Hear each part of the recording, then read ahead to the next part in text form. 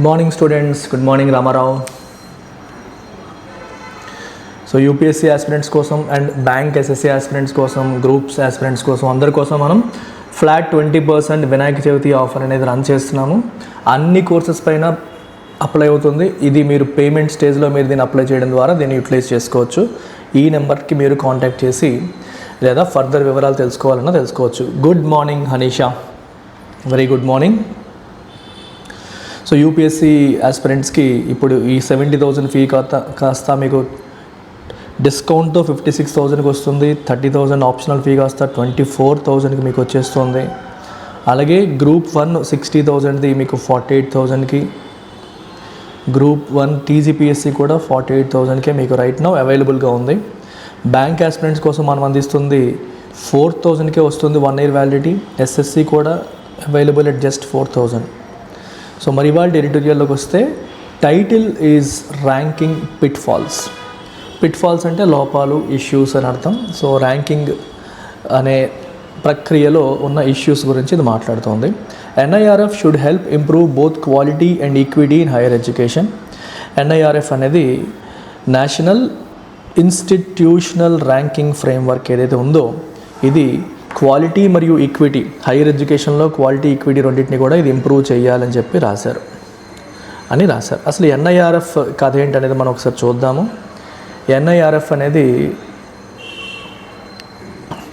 Ministry of education release చేసింది. NIRF ministry of education release చేయడం జరిగింది. ఫస్ట్ టైం ర్యాంకింగ్స్ 2016లో ఎన్ఐఆర్ఎఫ్ ద్వారా first time rankings 2016లో మనకి వచ్చాయి. 2016లో మొట్టమొదటిసారి ఎన్ఐఆర్ఎఫ్ ద్వారా ఫస్ట్ ర్యాంకింగ్స్ అనేవి మనకి రావడం అనేది జరిగింది.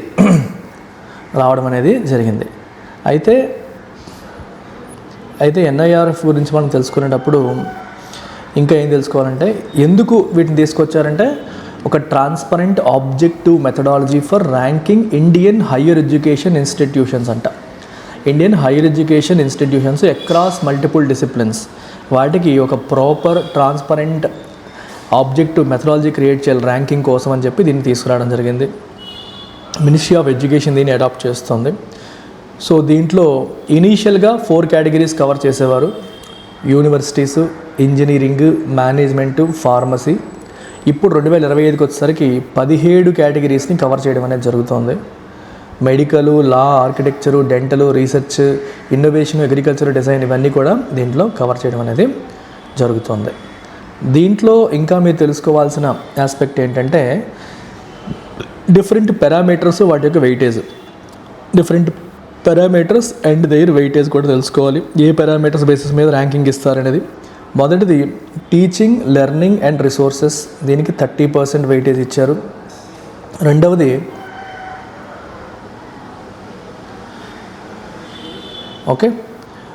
వచ్చేసరికి ఏవైతే న్యూస్లో ఉన్నాయో వాటిపైన క్వశ్చన్స్ వస్తాయి కాబట్టి అన్నీ తెలుసుకోవాలి. రీసెర్చ్ అండ్ ప్రొఫెషనల్ ప్రాక్టీస్, దీనికి 30% వెయిటేజ్ ఉంది. మూడవది గ్రాడ్యుయేషన్ అవుట్కమ్స్ ఎలా ఉన్నాయి అనే దానికి 20% వెయిటేజ్ ఉంది. నాలుగవది అవుట్ రీచ్ అండ్ ఇంక్లూజివిటీ అనే దానికి 10% వెయిటేజ్ ఉంది. అలాగే ఐదవది పర్సెప్షన్, దీని గురించి బయట బ్రాండ్ వాల్యూ అనమాట, దీన్ని పర్సెప్షన్ అంటాం. సో దీనికి 10% వెయిటేజ్ అనేది ఉంది. ఈ వెయిటేజ్ పైన కూడా క్వశ్చన్స్ వచ్చే అవకాశం అనేది ఉంటుంది. సో ఇది మైండ్లో పెట్టుకోండి. ఇది మైండ్లో పెట్టుకొని మనం ఇప్పుడు స్టడీ చేద్దాం. ఈ బ్యాక్గ్రౌండ్ మైండ్లో పెట్టుకొని let's go through the article line by line. India Rankings 2025 based on the National Institutional Ranking Framework NIRF held few surprises. As in previous years, older public institutions, ఇక్కడ మీరు అనుకుంటారు ఇది చదవగానే మనకి ఏమనిపిస్తుందంటే ఎన్ఐఆర్ఎఫ్ వాళ్ళు రిలీజ్ చేసిన ఇండియా ర్యాంకింగ్స్ 2025 ఇందులో కొన్ని సర్ప్రైజులు ఉన్నాయి అని మీకు అనిపిస్తుంది కదా చదవగానే. నో, అలా చదవకూడదు. ఎలా చదవాలి? హెల్డ్ ఫ్యూ సర్ప్రైజెస్ అంటే ఆల్మోస్ట్ నో సర్ప్రైజెస్ అని అర్థం. ఫ్యూ అనే పదం చూడండి. ఫ్యూ అనే పదం దాని ముందు ఏ పెడితే కొన్ని అనే మీనింగ్ వస్తుంది. కొన్ని. ఏ పెట్టకుండా ఇలా పెట్టారనుకోండి దీని మీనింగ్ నన్, నో, నన్, చాలా తక్కువ, లేదా నన్ను, నో అనే మీనింగ్ మనకు వస్తుంది.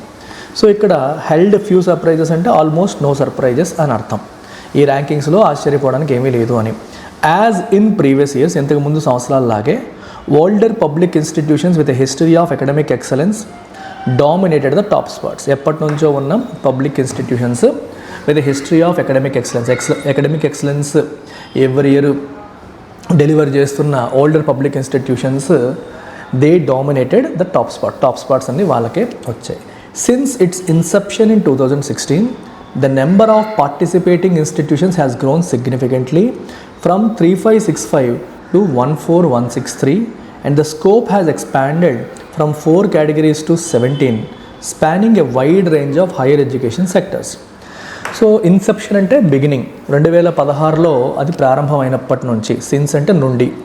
The number of participating institutions, so ఈ ఇండియా ర్యాంకింగ్స్లో పార్టిసిపేట్ చేస్తున్న ఇన్స్టిట్యూషన్స్ యొక్క సంఖ్య బాగా పెరిగింది, సిగ్నిఫికెంట్గా పెరిగింది. ఒరిజినల్గా 3565 ఇన్స్టిట్యూషన్స్ పార్టిసిపేట్ చేస్తే ఇప్పుడు 14,163 ఇన్స్టిట్యూషన్స్ పార్టిసిపేట్ చేస్తున్నాయి. దీని స్కోప్ కూడా ఒకప్పుడు 4 కేటగిరీస్కే పరిమితం అయితే, ఇవన్నీ మీకు చెప్పాను ఆల్రెడీ, ఇప్పుడు 17 కేటగిరీస్కి ఎక్స్పాండ్ అయింది. Spanning a wide range of higher education sectors. So wide range of sectors దీన్ని కవర్ చేస్తుంది. హౌఎవర్, అయితే the ranking parameters are still far from perfect. Far from perfect అంటే ఇంకా పర్ఫెక్షన్కి చాలా దూరంలో ఉన్నాయి, అంటే ఇంకా చాలా ఇంప్రూవ్ అవ్వడానికి చాలా స్కోప్ ఉంది అని అర్థం. Institutions are evaluated on 5 key parameters. మీకు ఆల్రెడీ చెప్పాను. Teaching, learning and resources 30%, research and professional practice 30%, graduation outcomes 20%, outreach and inclusivity 10%, peer perception 10%. Union education minister Dharmendra Pradhan is right in his skepticism about the peer perception parameter, as this is feedback gathered from subject experts and employers. అయితే ఇందులో 4 పారామీటర్స్తో మనకి issue లేదు, అవన్నీ objective parameters. 5వ parameter subjective parameter, అంటే pear perception, అంటే ఈ organisation గురించి మీరు ఏమనుకుంటున్నారు అని పర్సెప్షన్ని ఎవాల్యుయేట్ చేస్తారు. అయితే ఇది ఎక్స్పర్ట్స్, ఎంప్లాయర్స్ వీళ్ళందరినీ అడిగి దాని గురించి మీరు ఏమనుకుంటున్నారని చెప్పి వాళ్ళ పర్సెప్షన్ని గ్యాదర్ చేస్తారు. సో ఇది సబ్జెక్టివ్ పారామీటర్, ఇది ఒపీనియన్ బేస్ చేసుకుని ఉంటుంది. కాబట్టి కొంచెం ఆయన స్కెప్టిసిజం, దీనిపైన కొన్ని అనుమానాలను వ్యక్తపరిచారు. ఇది కరెక్ట్గా ఎవాల్యుయేట్ చేయడం అవుతుందా లేదా, ఈ పారామీటర్ని ఇన్ఫ్లుయెన్స్ చేయడానికి అవకాశం ఉంటుంది కదా అన్నట్టు ఆయన తన అనుమానాలని వ్యక్తపరచడం అనేది జరిగింది.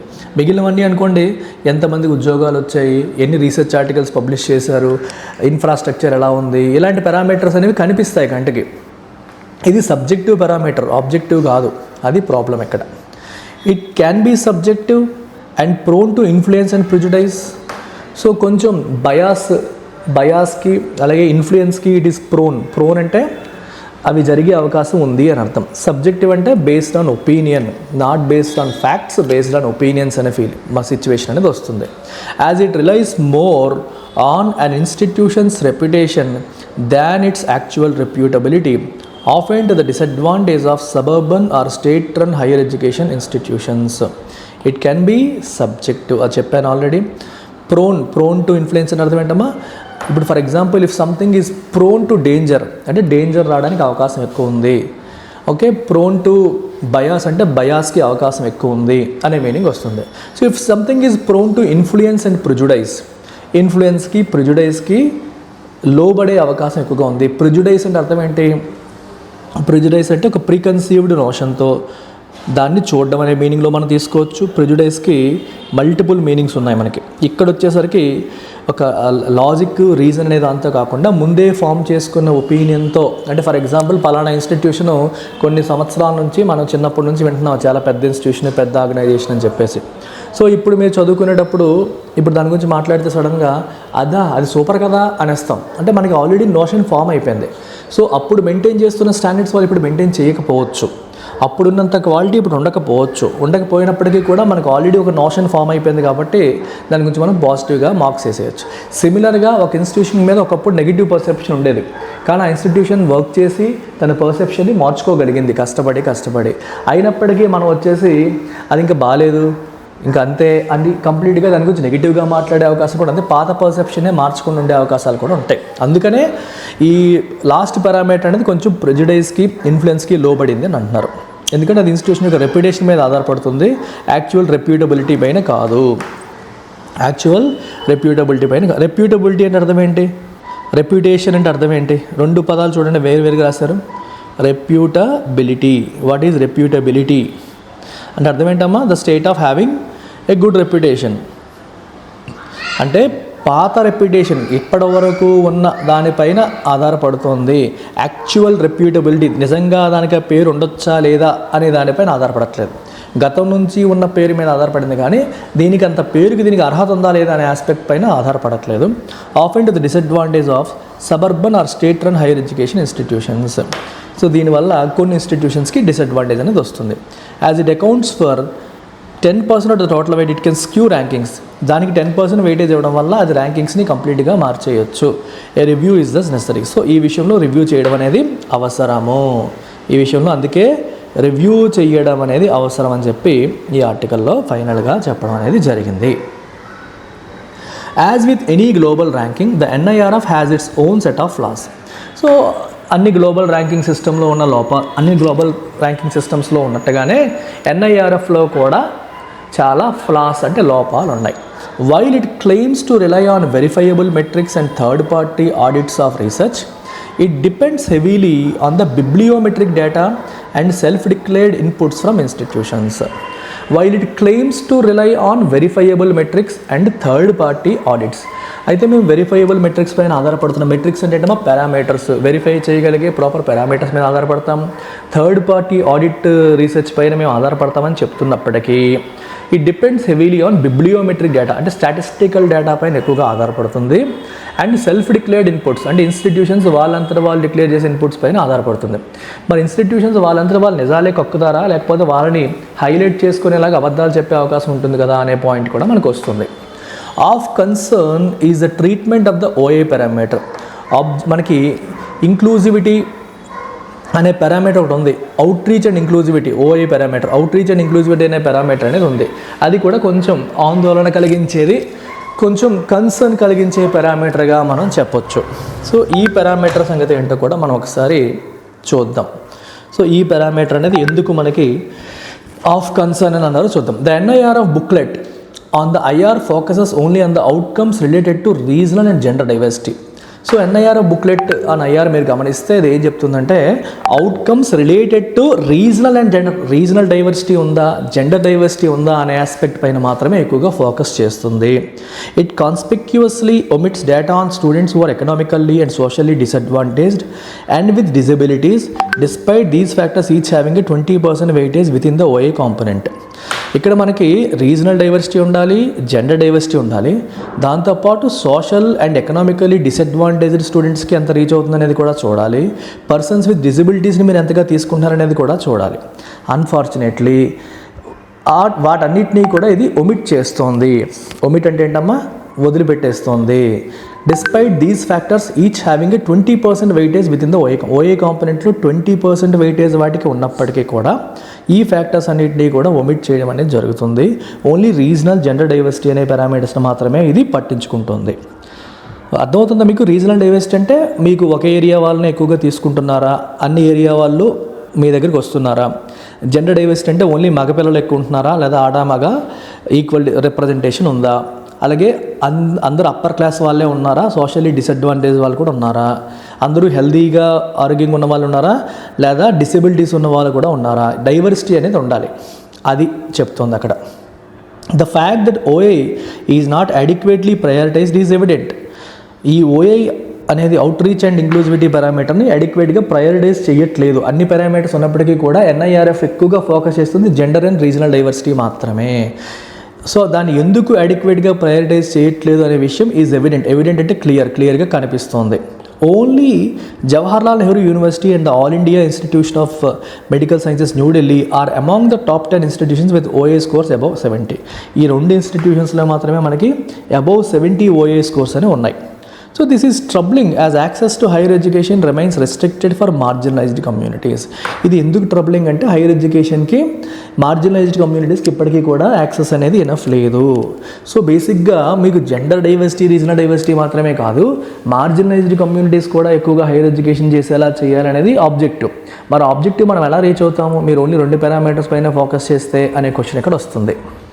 అనే క్వశ్చన్ మనకి వస్తుంది. The NIRF must expand the scope of OA to include institutional adherence to communal reservation policies in faculty recruitment. So NIRF ఏం చేయాలి, OA యొక్క స్కోప్ని స్టూడెంట్ రిక్రూట్మెంట్లో మాత్రమే కాదు ఫ్యాకల్టీ రిక్రూట్మెంట్లో కూడా ఇంప్లిమెంట్ చేయాలి. కమ్యూనిటీ బేస్డ్ రిజర్వేషన్ అనేది ఫ్యాకల్టీకి కూడా అప్లై చేయాలి అని చెప్తున్నారు. Central institutions continue to fall short in filling vacancies for OBC SC ST categories. OBC category SC ST కేటగిరీలో ఫ్యాకల్టీ వేకెన్సీస్ని ఫిల్ చేయడంలో ఇన్స్టిట్యూషన్స్ అనేవి ఫెయిల్ అవుతున్నాయి. They continue to fall short అంటే ఆ విషయంలో అవి చేయాల్సినంత చేయలేకపోతున్నాయి. Such affirmative action is crucial for India's progress as an egalitarian nation. India ఒక ఇగాలిటేరియన్ నేషన్గా మారాలి అంటే ఈక్వల్ సొసైటీగా మారాలి అంటే సచ్ ఎఫర్మేటివ్ యాక్షన్, ఎఫర్మేటివ్ అంటే అర్థం ఏంటన్నా, action intended to uplift the marginalised communities, అణగారిన వర్గాలను అప్లిఫ్ట్ చేయడం కోసం చేసే కార్యక్రమాలు మనం ఎఫర్మేటివ్ యాక్షన్ అని అంటాం. So it is kind of positive discrimination, అంటే అందరినీ సమానంగా సమాజంలోని ఇన్ఈక్వాలిటీస్ని మనం తగ్గించడం కోసం వెనుకబడిన వర్గాలకి అప్లిఫ్ట్ చేయడానికి ప్రభుత్వాలు చేసే కార్యక్రమాలన్నీ కూడా ఎఫర్మేటివ్ యాక్షన్ కిందకి వస్తాయి. లైక్ రిజర్వేషన్ పాలసీస్ కానీ, మనకి ఫ్రీగా SC STస్కి హాస్టల్స్ కట్టించడం కానీ, స్కాలర్షిప్స్ ఇవ్వడం కానీ, ఇవన్నీ కూడా they all come under affirmative actions. So మీరు ఇలాంటి ఎఫర్మేటివ్ యాక్షన్ అనేది ఉంటేనే ఇండియా ఒక ఇగాలిటేరియన్ సొసైటీగా మారగలుగుతుంది. Also the IR must become more than just an annual ritualistic event. IR అనేది యాన్యువల్ రిచువలిస్టిక్, ఏదో రిచువల్ లాగా సంవత్సరానికి ఒకసారి చేసేసారు అన్నట్టు కాకుండా, దానికి అంటే ఏదో చెయ్యాలి కాబట్టి చేస్తున్నామని కాకుండా మనస్ఫూర్తిగా అది పర్ఫెక్ట్గా చేసేలాగా చేయాలి. It's insight should be use to address deep rooted issues. IR ద్వారా మనకు వస్తున్న విషయాలు, అది ఇస్తున్న ఇన్సైట్స్ని మనం డీప్ రూటెడ్ ఇష్యూస్ని సార్ట్ అవుట్ చేయడం కోసం వాడాలి. Such as India's regional imbalances, shortage of faculty with doctoral qualifications, PhD చేసిన వాళ్ళ షార్టేజ్ ఉంది. Out side the top 100 institutions, బయట టాప్ 100 ఇన్స్టిట్యూషన్స్ ఓకే, మిగిలిన ఇన్స్టిట్యూషన్స్లో PhD స్కాలర్స్ ఎక్కువగా లేరు. Over 58% of management institutions reporting zero research publications. 58% management institutions అంట research publications zero అంట వాళ్ళ నుంచి, అంటే అసలు రీసెర్చ్ ఏమైనా జరగట్లేదు. And the need for legacy institutions to mentor emerging once, ఎప్పటి నుంచో ఉన్నవి ఎమర్జింగ్ ఇన్స్టిట్యూషన్స్ని మెంటర్ చేయాల్సిన అవసరం కూడా ఉంది. ఇవన్నీ ఎన్షూర్ చేయాలి. Above all there must be action against institutions that submit false data. తప్పుడు డేటాను సబ్మిట్ చేసే ఇన్స్టిట్యూషన్స్ పైన యాక్షన్ అనేది ఉండాలి. వితౌట్ కోర్స్ కరెక్షన్, అంటే కోర్స్ కరెక్షన్ అంటే అర్థం ఏంటి, మనం వెళ్తున్న దారి తప్పు దారి, దాన్ని కరెక్ట్ చేసుకోవడానికి కోర్స్ కరెక్షన్ అంటాం. ఈ తప్పుదారిని మనం సరిదిద్దుకోకుండా ద NIRF రిస్క్ సరిదిద్దుకోకపోతే the NIRF risks becoming a mere ranking platform that allows private institutions to develop themselves as brands, doing little to improve the overall quality and equity in higher education. So course correction చేసుకోకపోతే NIRF ఏమయ్యే అవకాశం ఉంది, it risks becoming a mere ranking platform, just ఒక ranking platform. అందులో private institutions తమను తాము develop చేసుకునే ఒక బ్రాండ్గా పనికొస్తుంది తప్పితే దీనివల్ల పెద్ద యూజ్ ఉండదనే సిచ్యువేషన్ వస్తుంది. So doing little to improve the overall క్వాలిటీని, హైయర్ ఎడ్యుకేషన్లో ఈక్విటీ అంటే అర్థం ఏంటమ్మా, ఈక్విటీ అంటే ఫెయిర్నెస్. సో హైయర్ ఎడ్యుకేషన్లో అది కొందరికి మాత్రమే పరిమితం అయిపోకుండా అన్ని వర్గాల వారికి, అన్ని కులాలు, అన్ని మతాల వారికి అందుబాటులో ఉండేలాగా చేయగలడని మనం ఈక్విటీ కాంపోనెంట్గా మాట్లాడవచ్చు. సో క్వాలిటీ ఇంపార్టెంట్, ఈక్విటీ కూడా ఇంపార్టెంట్.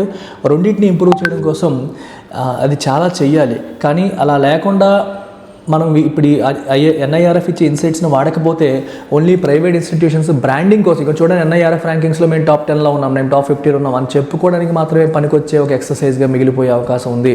అలా మిగలకూడదు అంటే NIRF ఇన్సైట్స్ని మనం తూచా తప్పకుండా ఫాలో అవ్వాలి అని ఆర్టికల్ యొక్క ఉద్దేశం. Okay, so UPSC mentorship program మీకు అందిస్తున్నాము 15,000 రూపీస్ ఫీ స్ట్రక్చర్తో. ఇది మీరు UPSC క్రాక్ చేసేంత వరకు కూడా అందుబాటులో ఉంటుంది. ఇప్పుడు టోన్ ఆఫ్ ద ఆథర్ చూడండి ఈ ఆర్టికల్లో. The passage primarily reflects which of the following tones. ఏ టోన్ని ప్యాసేజ్ రిఫ్లెక్ట్ చేస్తుంది? ఏం చెప్తారమ్మా, ఇది ఇండియా యొక్క ర్యాంకింగ్ సిస్టమ్ని అప్రిషియేట్ చేస్తూ వెళ్తుందా? నో, కొంత ఎప్రిసియేషన్ ఉంది కానీ ఎక్కువగా క్రిటికాలిటీ, దానికి తప్పులు పడుతుంది ఎక్కువగా. సో తప్పులు పడుతూ సరిదిద్దడానికి గల మార్గాలను కూడా చెప్తుంది కాబట్టి క్రిటికల్ ఎట్ కన్స్ట్రక్టివ్. క్రిటికల్ అంటే తప్పులు ఎత్తి చూపడం, కన్స్ట్రక్టివ్ అంటే తప్పులు సరిదిద్దుకునే మార్గాన్ని చూపించడం. సో రెండు చేస్తుంది కాబట్టి we will go with critical and constructive. Neutral and descriptive అర్థం ఏంటి? డిస్క్రిప్టివ్ అంటే ఉన్న విషయాన్ని ఉన్నట్టుగా చెప్తోంది. న్యూట్రల్ అంటే ఎటువంటి ఎమోషనల్ బయాస్ అంటే అటు ఇటు సపోర్ట్గాను మాట్లాడలేదు, ఎగ్నెస్ట్గాను మాట్లాడలేదని మీనింగ్. సర్కాస్టిక్ అండ్ డిస్మిసివ్ అంటే వెటకారంగా మాట్లాడుతుంది, డిస్మిసివ్ అంటే కొట్టిపారేస్తుంది అని అర్థం. Main idea of the article ఏంటి? Central theme of the passage ఏం చెప్తారు మీరు? Indian higher education has no globally recognised institutions. దాని గురించి అసలు డిస్కషన్ జరగలేదు. The NIRF rankings are expanding in scope but must improve to promote quality and equity. Yes, scope అయితే expand అవుతుంది కానీ వాటి యొక్క క్వాలిటీ మరియు ఈక్విటీ ఇంప్రూవ్ అవ్వాల్సిన అవసరం ఉంది.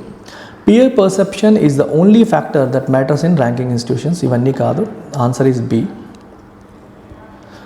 Which of the following can be inferred from the passage? NIRF ranking has completely resolved inequities in higher education. Problems అన్ని రిజాల్వ్ చేసిందా? Expanding outreach and inclusivity is essential to ensure access for marginalized groups. Yes, marginalized groups కి మనం access increase చేయాలి అంటే outreach and inclusivity పారామీటర్స్ని expand చేయడం అనేది అవసరము. దీనికి కూడా answer B. The arguments in the passage rest on which of the following assumptions? Ranking should only measure academic excellence and ignore inclusivity. No. Higher education rankings influence institutional behavior and policy decisions. Yes. Higher education rankings అనేవి institutional behavior and policy decisions influence చేస్తాయి. Faculty recruitment has no link with equity. Institutions in India have already achieved. No. ఇవన్నీ కూడా తప్పు. Answer దీనికి కూడా B. So ఇవాళ అన్నీ బీలే, 4 బీలు correct answer. మీరు ఒకసారి గమనిస్తే ఆర్గ్యుమెంట్స్ ఏం చెప్తాయంటే ఓన్లీ అకాడమిక్ ఎక్సలెన్స్నే మెజర్ చేస్తాయంటే తప్పు. ఎందుకంటే objectivity outreach and inclusivity parameter కూడా ఉంది కాబట్టి ఏ తప్పు. సి తీసుకుంటే ఫ్యాకల్టీ రిక్రూట్మెంట్కి ఈక్విటీకి సంబంధం లేదన్నట్టు, కానీ ఆర్టికల్ ఫ్యాకల్టీ రిక్రూట్మెంట్లో కూడా ఈక్విటీ పారామీటర్ ఉందని చెప్పింది. సో సి తప్పు. Institutions in India have already achieved balanced regional representation achieve చేసిందని చెప్పడానికి మనకేమీ ఇండికేషన్ లేదు. సో డి కూడా తప్పు. సో best answer is B. NIRF మీద ప్రిలిమ్స్ MCQ ఎలా రావచ్చు? With reference to national institutional ranking framework consider the following statements. Launched in 2016 by ministry of education. Peer perception carries the highest weightage among all parameters. Outreach and inclusivity parameter includes caste and disability data as mandatory components. Mandatory components గా ఉంటే problem లేకపోతుంది కదా. So కాబట్టి తప్పు. Pear పర్సెప్షన్కి highest weightage లేదు, 10% ఉంది. So 2016లో launch చేశారన్నది మాత్రమే correct answer. మిగిలినవన్నీ కూడా తప్పులే. సో యూపీఎస్సీ సక్సెస్ సాధించాలంటే ఆన్సర్ రైటింగ్ అనేది ఎంత ఇంపార్టెంటో మీకు తెలుసు. You have to focus on that. దానికోసం మీరు ఆన్సర్ రైటింగ్ ప్రోగ్రాంలో డైలీ ఆన్సర్ రైటింగ్ ప్రోగ్రాంలో జాయిన్ కావచ్చు. అలాగే we also have mains test series, దీంట్లో కూడా మీరు జాయిన్ అయ్యి మిమ్మల్ని మీరు ఇంప్రూవ్ చేసుకునే ప్రయత్నం చేయొచ్చు. So that's it. With this we come to the conclusion of this